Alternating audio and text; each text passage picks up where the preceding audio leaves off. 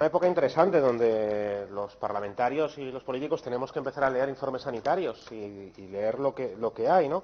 Yo querría empezar este es el mapa de ayer de cómo está la situación en España de riesgo en relación al coronavirus, ¿no? Riesgo extremo en buena parte del país. Datos de hoy de Asturias, de la situación, indicadores de riesgo muy alto en incidencia 7 días, mayor de 65, 14 días, mayor de 65 en 14 días, positividad, riesgo medio, casos con trazabilidad, ocupación de UCIs, ocupación de hospitales, riesgo muy alto.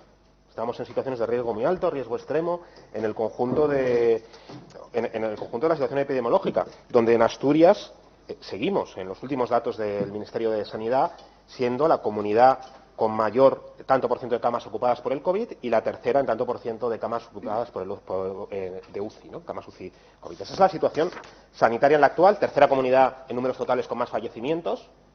Ese es el contexto, ¿no? Porque si no, yo creo que no nos entendemos de dónde venimos y en qué situación estamos, ¿no? Y en ese contexto, claro, ¿cómo se ataja y cómo se actúa? ¿Qué dicen los artículos científicos? ¿Qué dice la Organización Mundial de la Salud que hay que hacer para atajar, digamos, un crecimiento del coronavirus? Bueno, reducir la movilidad, ¿no? ¿Y cómo se reduce la movilidad? Por un lado, con restricciones sanitarias, restricciones que implica cerrar, implica restringir, y por otro lado, con restricciones humanas, autorrestricciones, que es decir, oye, que esto es muy grave. Iba a cenar con unos amigos en mi casa, que puedo hacerlo, pero no lo voy a hacer. Porque quiero reducir los riesgos de contagio. Esos son los dos factores que van de la mano esas restricciones. En un momento donde estamos en riesgo extremo. Riesgo extremo, riesgo de saturación de la UCI, riesgo de saturación del COVID, con lo cual hay que actuar y hay que, por un lado, tomar medidas duras donde se le dice a la población, no solamente hay que restringir, sino, cuidado que esto es muy grave. ¿Por qué la gente, cuando se está diciendo era muy grave, no estaba entrando en la cabeza? Bueno, eso ya lo hemos discutido otras semanas, ¿no?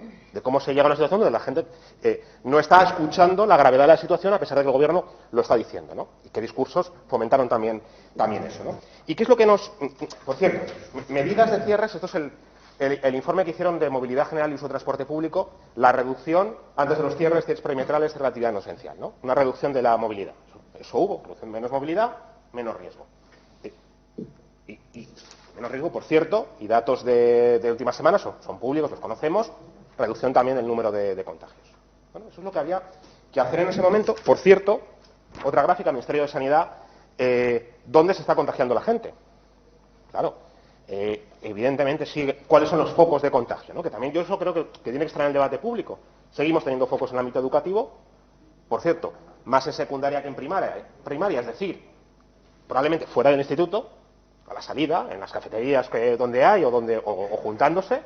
Seguimos teniendo en residencias crisis de contagios y tenemos dos ámbitos tremendos, aparte del laboral, familiar y social.